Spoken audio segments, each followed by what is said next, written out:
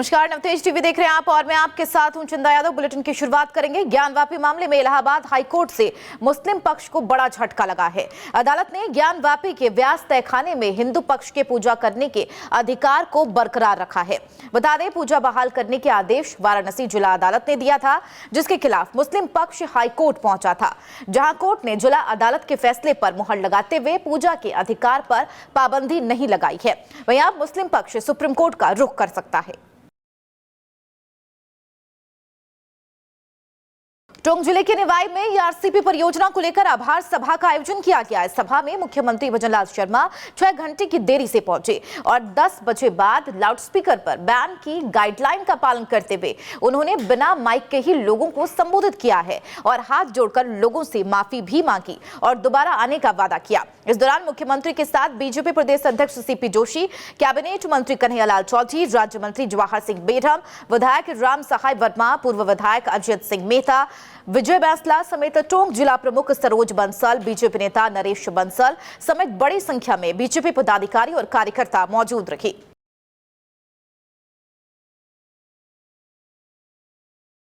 देखिए, ईआरसीपी की जो महती परियोजना पूर्वी राजस्थान के लोगों को माननीय मुख्यमंत्री जी ने एमओयू करके जो सौगात दी है, पिछले कई दिनों से लोगों में उत्सुकता थी कि भाई इतना बड़ा काम जो 40 वर्षों से लोग अपने विभिन्न मंचों से डिमांड कर रहे थे कि हमें पीने के पानी की सुविधा हो, सिंचाई के पानी की सुविधा हो, और चंबल में जो वेस्ट बह के चला जाता है पानी, उसको डाइवर्ट करके राजस्थान के उन बांधों में, तालाबों में जो पहले से स्ट्रक्चर खड़ा हुआ है और नया स्ट्रक्चर भी बनाना पड़े तो उसको बना करके लोगों को पहुंचाया जाए, जिससे पानी की समस्या का समाधान हो सके।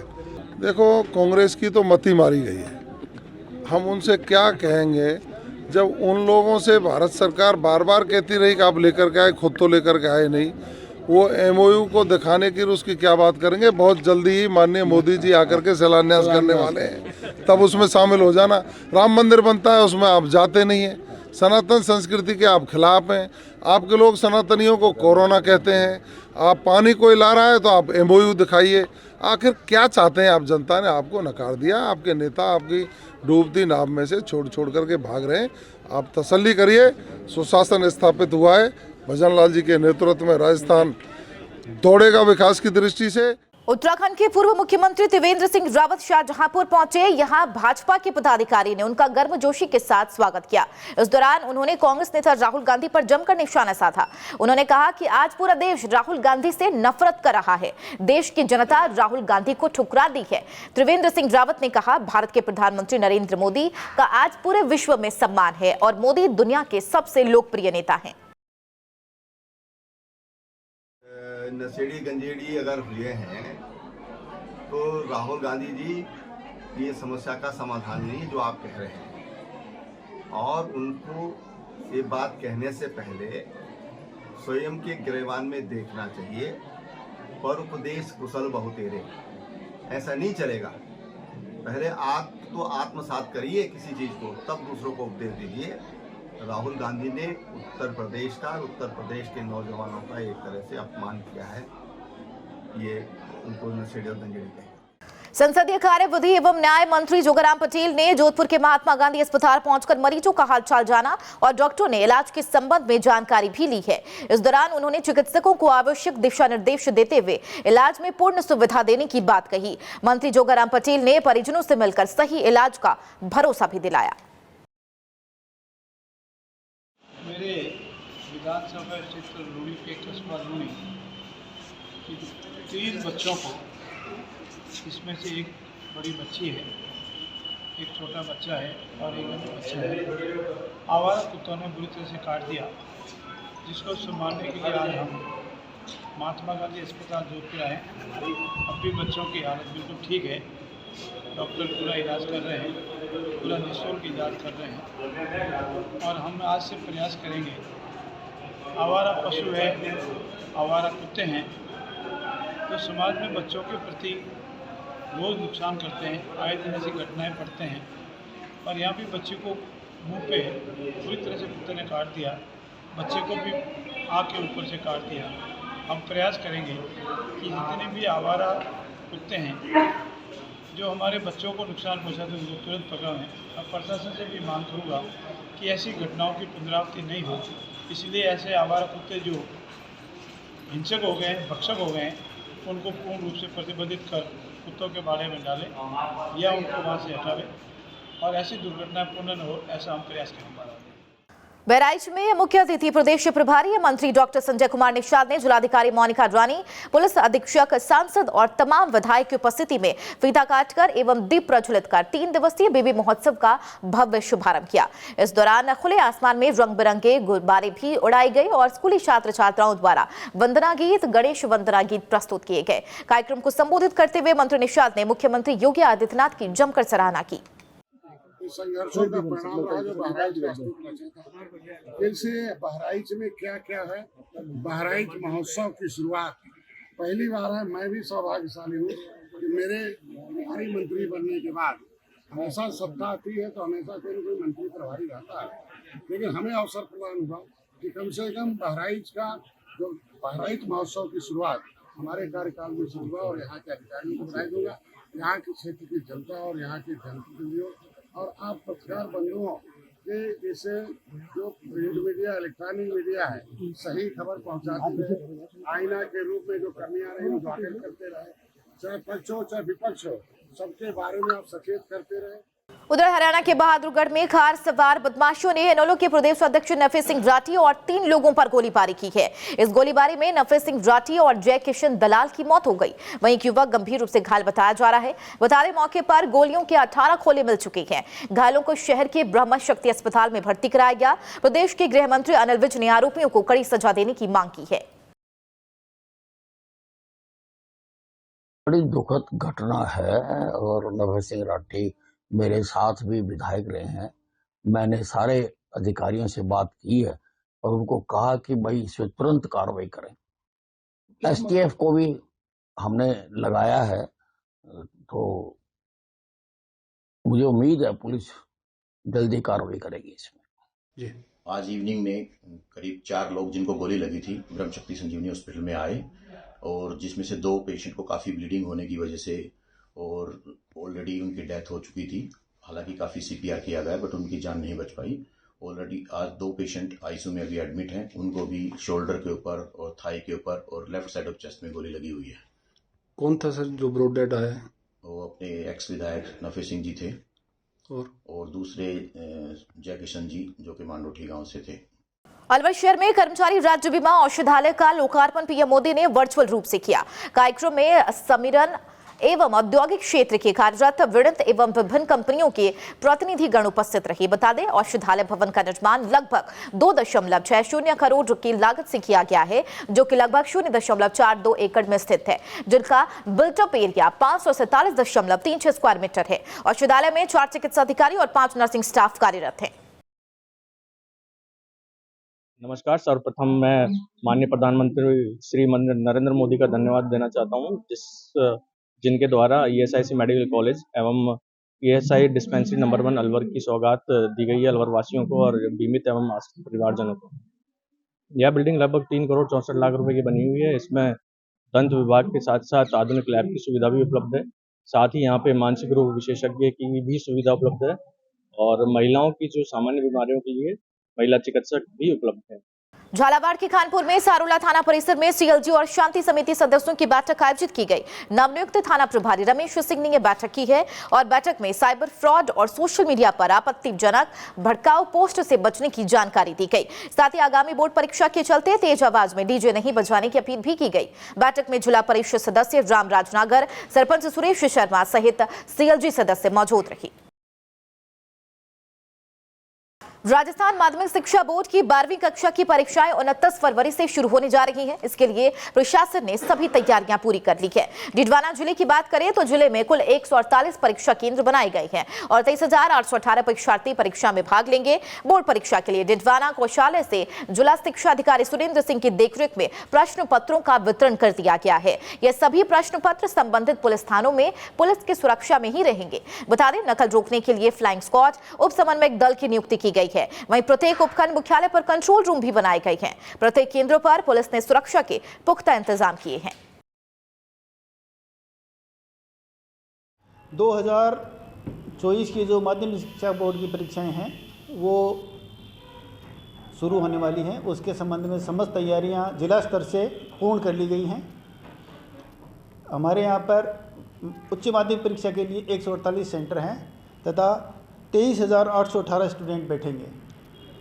एग्ज़ाम 29 तारीख से फरवरी से शुरू होगी और 4 अप्रैल तक चलेगी। उनसे संबंधित आज जो है 148 सेंटर जिन पर उच्च माध्यमिक परीक्षाएं शुरू होंगी, उनके समस्त प्रश्न पत्र कोष कार्यालय से केंद्रों के लिए भेज दिए गए हैं और जो सभी 148 केंद्र हैं उनके प्रश्न पत्र थानों में रखे जाएंगे, संबंधित पुलिस थानों में रखे जाएंगे। जयपुर के जोटवाड़ा थाने में पुलिस की एक महिला कांस्टेबल मोनिका कुमारी ने 3 दिन पहले पीएनबी बैंक में होने वाली डकैती को रोकने में अहम भूमिका निभाई है। वहीं महिला कांस्टेबल मोनिका कुमारी ने भाग रही डकैत को दबोच लिया। पीएनबी बैंक में करोड़ों रुपए की होने वाली डकैती को रोकने के लिए महिला कांस्टेबल मोनिका कुमारी ने अपनी बड़ी भूमिका निभाते हुए वीरता और साहस का परिचय दिया है। हमारे संवाददाता सुरेंद्र सोनी ने महिला कांस्टेबल मोनिका रानी से खास बातचीत की। बहादुर के किस्से तो आपने कई सुने होंगे, लेकिन अभी हाल फिलहाल 2 दिन पहले जयपुर मुख्यालय पर जब बैंक डकैती के लिए जब अभियुक्तों ने सब पूरा प्लान तैयार किया तो इस पूरे प्लान पर जो है वो काल बन करके मेनका कुमारी टूट पड़ी। हम बात कर लेते हैं 2 दिन पहले पीएनबी बैंक के अंदर 2 डकैत आते हैं और चोरी की या डकैती की वारदात को अंजाम देते हैं। लेकिन उस वक्त पुलिस थाना जोटवाड़ा की कांस्टेबल मेनका कुमारी कुल मिलाकर के उन अपराधियों पर इतना बुरी तरीके से झपट मारती है और इस पूरी डकैती को रोकने में कहीं ना कहीं सक्सेसफुल हो जाती है। हमारे साथ खास बातचीत के लिए मौजूद हैं मेनका जी। सबसे पहले न्यूज़ नवतेज टीवी में बहुत बहुत स्वागत है। Thank you sir. मैम, किस तरीके से सिचुएशन बनी थी? हमारे तमाम दर्शक वो घटनाक्रम जानना चाहते हैं। उस वक्त घटनाक्रम क्या तस्वीर नज़र आ रही थी? एक्चुअल में ये था कि मैं 5-7 दुकान छोड़ के खड़ी थी तो मुझे आवाज़ आई, तो मैंने देखा इस साइड से आवाज़ आई कोई या तो ब्लास्ट वगैरह की, तो मैं वहाँ जाके हलचल वहाँ देखा तो मैं वहाँ भागी, उधर से पब्लिक भाग के आई। तो एक तो भाग गया, दूसरा भागने लगा तो वो रेलिंग से आया तो उसको मैंने पकड़ लिया। पब्लिक का सहारा, आवाज़ लगाई, पब्लिक इकट्ठी होगी, रस्सियाँ पड़ी थी वहाँ, रस्सियाँ ली प्लास्टिक की, उससे दोनों पैर बांध दिए। इसलिए बांधने पैर ज़रूरी थे क्योंकि अगर मैं उसके पैर नहीं बांध पाती तो उसके साथ दूसरे अगर अपराधी होता तो मुझे गोली मारकर उस अपने साथी को छुड़ाने में कामयाबी हासिल कर पाता और उसको मुझे बचाना ज़रूरी था ताकि अगर ये एक पकड़ में आ जाएगा और ज़िंदा रह जाएगा तो सारे इसके साथ में अपराधी हैं वो सब पकड़ में आ जाएंगे। इसलिए पब्लिक उसको मारती, लेकिन उसको मैंने बचाया। बचाने के बाद मैंने उसको जैसे उसको पकड़ा उसके बाद पीसीआर को खोल किया, तुरंत ही पीसीआर आ गई, ईआर वहाँ पहुँच गई। कुछ ही समय बाद में हमारे एसएचओ साहब, एसपी साहब वहाँ पे मौजूद हो चुके थे। हमने पब्लिक को भीड़ भाड़ से बचा करके पीसीआर में बैठा के उसको थाने पे सेफ रवाना किया गया। मैम, जिस तरीके से उन्होंने जो प्लानिंग तैयार की थी, अगर वहाँ मौजूद नहीं होते तो क्या ये डकैती की योजना को पूरी तरीके से सक्सेसफुल करते?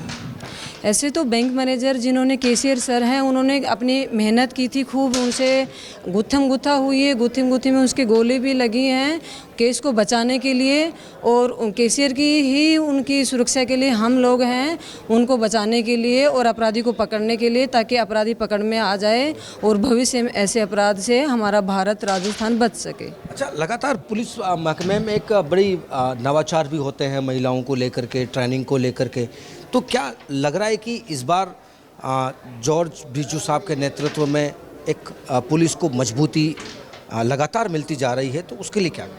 हमारे बिजू जोसेफ कमिश्नर साहब बहुत मेहनती हैं। रात को 1-1, 2-2 बजे तक वो ऑफिस में बैठते हैं, फील्ड में जाते हैं और लगातार इतनी मेहनत करते हैं और उनका मेहनत हम भी उनको देख करके हम उनके तरह ही काम कर रहे हैं। अच्छा, लगातार जिस तरीके से देखा जाता है कि महिलाओं को कमज़ोर समझा जाता है कि पुलिस के क्षेत्र में नहीं भेजना है, लेकिन जब आप जैसी बेटियां एक नई तस्वीर को जन्म देती हैं तो निश्चित तौर पर महिलाओं में और बच्चियों में एक उत्साह का कहीं न कहीं संचार होता है। तो क्या कहेंगे बेटियों के लिए? देखिए, झांसी की रानी है, मीराबाई है, कितनी महान हस्तियाँ हमारे भारत देश में हुई हैं। तो पुलिस में इसलिए थोड़ा डर लगता है कि रेड ड्यूटी से बुलाते हैं, रात को लेट हो जाती है, सुबह जल्दी बुलाना। लेकिन जब हम ये सोच के चलते हैं कि हम औरत नहीं पुरुष सबको समान दृष्टि से देखते हैं तो हम जाके कामयाब हो जाते हैं। अगर डर गए सो मर गए, हम डरते नहीं हैं। रात को हमारे को 1 बजे भी अगर फ़ोन करके थाने पे बुलाया जाता है तो हम लिफ्ट लेके थाने पे जाते हैं। बिल्कुल, ये थे हमारे साथ में मेनका कुमारी, जिन्होंने हाल ही में एक बहुत बड़ी बैंक डकैती को रोकने में सफलता हासिल की है। निश्चित तौर पर अब कहना तो यही होगा कि लगातार पुलिस महकमे में ऐसी कई वीरांगनाएं आज भी अपनी शिद्दत के साथ सेवा देती हुई नजर आ रही है। कैमरा सहयोगी राकेश गुप्ता के साथ सुरेंद्र सोनी, नवतेज टीवी, जयपुर। यूपी के सिद्धार्थनगर में सरकार ने दुनिया का सबसे गुणवत्तापूर्ण चावल काला नमक को ODOP के तहत प्रमोट किया है। इस पर सरकार ने भारी भरकम बजट भी खर्च किया है। किसानों को तमाम सहूलियत देने की व्यवस्था बनाई गई है। काला नमक धान को वर्ल्ड क्लास प्रोसेसिंग के लिए कॉमन फैसिलिटेटर सेंटर में भी डेवलप किए गए हैं। किसानों ने भी 10 गुना ज्यादा उत्पादन बढ़ाया है। अब अन्नदाता किसान फसल बेचने के लिए दर दर भटक रहा है और खुद को ठगा महसूस कर रहा है। फायदा कुछ नहीं, वो गवर्नमेंट लुभावन दे, उसके बाद फिर हम लोग काला नमक उगाए, उसके बाद बेच नहीं पाए और कोई खरीदने वाला नहीं है और गवर्नमेंट मतलब लुभावन दे के बस डाल दिए, कुछ नहीं किया। कृषि विभाग के आंकड़ों की अगर हम बात करते हैं तो वर्ष 2018 में 27 से 15 हेक्टेयर एरिया में काला नमक धान का उत्पादन होता था और मार्केट में इसका जो रेट था 50 रुपये पर केजी था जो है चावल का। और 19 में कृषि विभाग और अन्य सहयोगी विभाग तथा शासन प्रशासन की मदद से इसकी एरिया को बढ़ाने के लिए डोर टू डोर सर्वे करते हुए एरिया बढ़ाने का प्रयास किया गया और परंपरागत वैरायटी जो है उसको बढ़ाने का भी प्रयास किया गया। 2019 में 2805 हेक्टेयर एरिया में इसका प्रोपोगेशन हुआ। 20 में ये बढ़ कर के 6000 हो गया।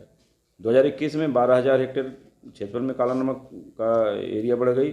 22 में जब ODOP में इसको चयनित किया गया तो एरिया के लिए जिला अधिकारी महोदय द्वारा और जनपद में अन्य जो संबंधित विभाग थे, कृषि से एलाइड प्लांट प्रोटेक्शन हार्टिकल्चर का भी कुछ सहयोग लिया गया। तो इसे एरिया जो है 2022 में 15000 हेक्टेयर में हो गई। ODOP की जो जनपद सिद्धार्थनगर में चयन किया गया है उस पर सरकार कई तरीके से लाभ दे रही है।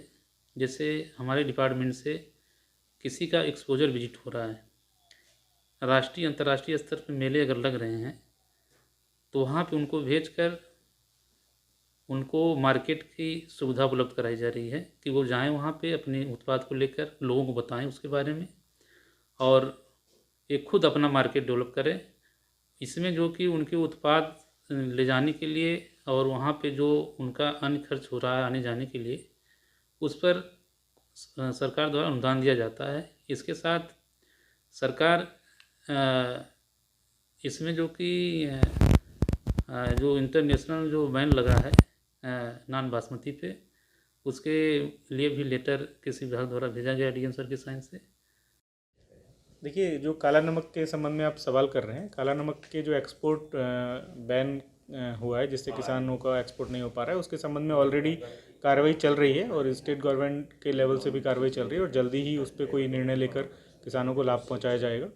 और एक फैसिलिटेशन सेंटर ऑलरेडी बना हुआ है, लेकिन क्योंकि जनपद काफ़ी बड़ा है, विभिन्न क्षेत्रों में उत्पादन होता है, तो सभी कृषक उससे लाभान्वित काफ़ी कृषक हुए हैं और कुछ लोग नहीं भी हो पाए, तो और भी फैसिलिटेशन सेंटर अन्य क्षेत्रों में भी बनाने के लिए अग्रिम कार्रवाई की जाएगी, जिससे सभी किसानों को जो हमारा ODOP है काला नमक का उत्पादन कर रहे हैं उनको बेनिफिट पहुंचाया जा सके। आसीन के बदनौर थाना क्षेत्र में भीषण सड़क हादसा हो गया। यहां पूरा बालाजी के निकट रोडवेज और पिकअप में जोरदार भिड़ंत हो गई जिसमें कई यात्री घायल हो गए। वहीं पिकअप में रखे अनार सड़क पर बिखर गए जिसकी वजह से पूरा रोड जाम हो गया। वहीं पिकअप में ड्राइवर फंस गए जिसे राहगीरों की सूझबूझ से क्रेन की मदद से निकाला गया। सभी घायलों को आसीन सामुदायिक स्वास्थ्य केंद्र में पहुंचाया गया है जहां सभी का इलाज जारी है। चित्तौड़गढ़ जिले की राजकीय विद्यालय में छात्राओं के लिए खुशखबरी है। यहां सरकारी स्कूलों में बहुत जल्द 9वीं कक्षा के छात्राओं को साइकिल मिलने जा रही है। बताया जा रहा है कि चित्तौड़गढ़ की बेगू ब्लॉक में साइकिल पहुंच गई है और अन्य ब्लॉकों में भी पहुंचने की संभावना है। चित्तौड़गढ़ ब्लॉक में साइकिलों का वितरण इसी माह में होने की भी संभावना है। शिक्षा विभाग अनुसार आचार संहिता के पहले हर हाल में छात्राओं को साइकिल बांटनी है। जिले में करीब 17,064 छात्राओं को साइकिल दी जाएगी। स्थानीय विद्यालय कुंभानगर में सत्र 2022-23 और 23-24 की साइकिलों का वितरण किया जा रहा है, जिसमें चित्तौड़ ब्लॉक के लगभग 77 विद्यालय हैं उसमें से 38 विद्यालय साइकिल अभी ले जा चुके हैं। कुल क्या इसके? 2908 साइकिलें हैं कुल हैं। इनका वितरण पूरे ब्लॉक में किया जाना है। और जो बालिकाएँ 22-23 में कक्षा 9 में थी उनको, और 23-24 जो भी 10th में पढ़ रही है उन बालिकाओं को इनका वितरण किया जाएगा।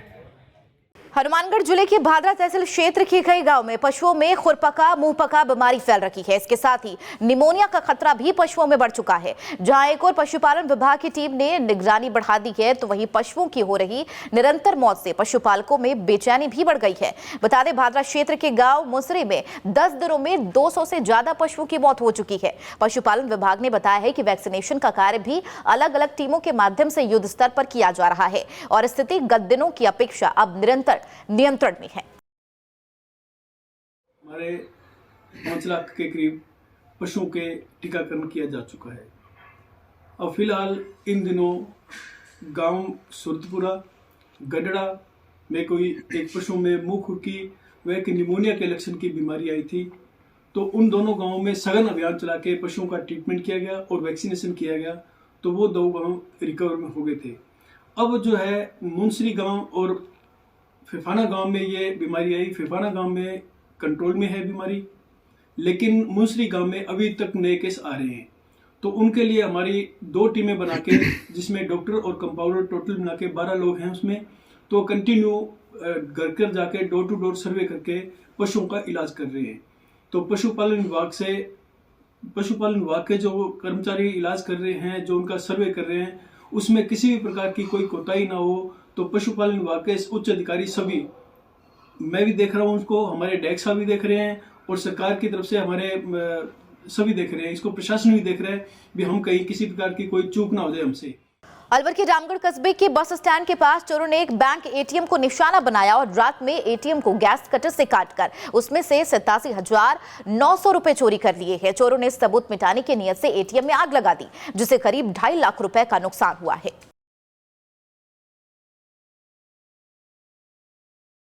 मैंने यहाँ रामगढ़ में हिटाची कंपनी का एटीएम लगा रखा है, जो कि कुछ महीनों से चालू था, और रात में उसको कुछ लोग काट के ले गए। मुझे सुबह कुछ पड़ोसियों ने, जो दुकान के पास में जो पड़ोसी थे, उन्होंने मुझे बताया था। अब मैं यहाँ पे रिपोर्ट देने आया। किस चीज़ से काटा उसको? मशीन को? उसको जी गैस कटर से काटा है जी। तो कितने पैसे थे मशीन? पैसे 87,900 रुपये बचे थे, जिसमें टोटल मैंने डाले थे उसमें 1,06,000 रुपये। बाकी जो उसमें निकल गए थे 4201 और 8501 बचे थे उसमें 27,900, जिनको वो काट के लेके चले गए। कोटपुतली बहरोड जिले के दहमी गांव समेत 3 गांव में पानी की काफी सालों से समस्या बनी हुई है। ग्रामीणों ने बताया है कि कई बार उन्होंने पानी की समस्या को लेकर अधिकारियों से शिकायत की, लेकिन कोई हल नहीं निकला और समस्या जस की तस बनी हुई है। देगुड़ा बताचले दुगेड़ा सरपंच धर्मेंद्र सिंह ने बताया है कि उनके ग्राम दहमी, हमजापुर और दुगेड़ा में पानी का स्तर काफी नीचे जा चुका है, जिससे काफी सालों से ग्रामीण पानी के लिए परेशान हैं। उन्होंने बताया कि सभी ने अलवर के जिला प्रमुख बलवर सिंह छिल्लर को जिला परिषद में ज्ञापन सौंपकर समस्याओं से अवगत कराया है। जिला प्रमुख ने आश्वासन दिया है कि जल्द ही समस्या का समाधान किया जाएगा और गांव में लोगों को पानी उपलब्ध करवाया जाएगा। हमारे पूरी ग्राम पंचायत दहमी में ही पानी की समस्या बहुत भयंकर चल रही है। जिला प्रमुख जी से मिले हैं, उन्होंने आश्वासन दिया है कि जल्दी पानी की कोई समस्या का समाधान करेंगे। कितने दिनों से पानी समस्या चल रही है? जी, समस्या तो हमारे लगभग चल ही रही है, क्योंकि पानी का स्तर बहुत नीचे चला गया है। हमारे तीनों गांवों में ही हमने गांव के सहयोग से भी 6-7 बोर कटवा लिए, पर कोई कामयाबी हमें मिली नहीं। खबरों में फिलहाल मेरे साथ इतना ही। देश दुनिया की तमाम खबरों के लिए बने रहिए नवतेज टीवी के साथ। नमस्कार।